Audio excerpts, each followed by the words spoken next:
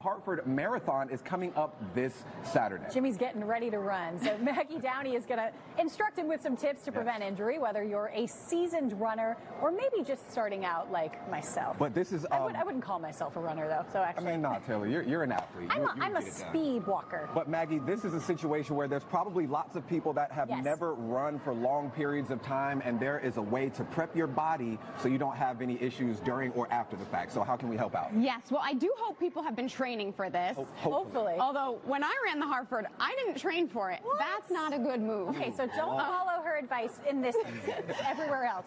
What we all should have done is prepare with a dynamic warm-up. So one thing we know is stretching before vigorous exercise increases your risk of injury. So you want dynamic movements, building up progressively to full body movements that bring oxygen and blood to the body. So there's a ton of those, but some of them that we can do. I would start with a wide stance, and you're going to do some rotation, letting your spine move and your arms swing.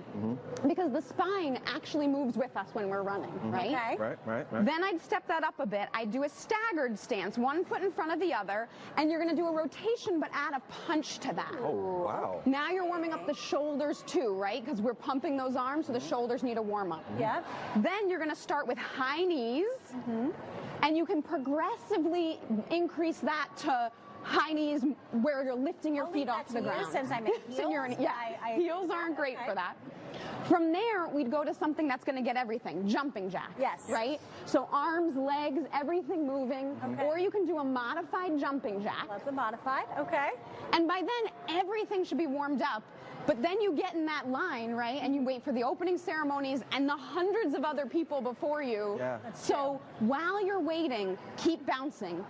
Side to side. So you don't get cold. Keep moving. Exactly. You don't want to get cold. When you get to that start line, you want to be warm. That's sort of the idea when we see people running around neighborhoods and they get to that intersection, they just kind of still keep on going. They want to keep their heart rate up. Is that what you mean? Yeah, they want to keep their heart rate up, and you want to keep all your joints moving. So if it's cold that morning, your tendons will stiffen, your muscles will stiffen, so keep moving before that.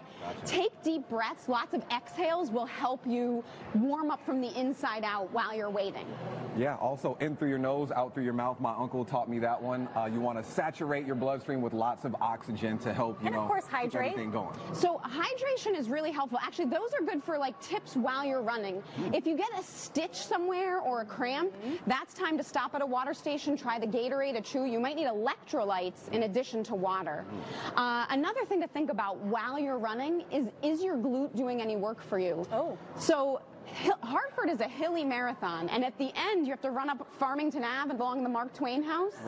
When you're driving, you might not notice that's a hill, but every runner on Saturday is going to notice that's a hill. So how can your glutes help out? You want to feel like you're pushing off like a speed skater. So if you don't feel your glute, or at that point you're fatigued and you're kind of running like you're doing stairs, try to propel yourself forward using the glute instead of the hips to pull your legs up. Wow. These are good tips to remember. Man, we could stand here and talk about this all day long. So what would maybe be the two biggest ideas that you would tell people when they're getting ready? Very quickly. Dynamic warm-up is key, and then remember to keep moving afterwards. The worst thing you can do at the end of the day is to just not do anything. So take a walk, do some stretches after the marathon. And if anyone needs more tips, on our website, peepsinmotion.com, we have a runner's workshop, and this week there's $15 off if you use the code Marathon Week, all caps. So runners, take advantage of that. Yes. Good and everyone else, keep moving with keep moving for you. Yes. Thanks, Maggie. Thank you so much.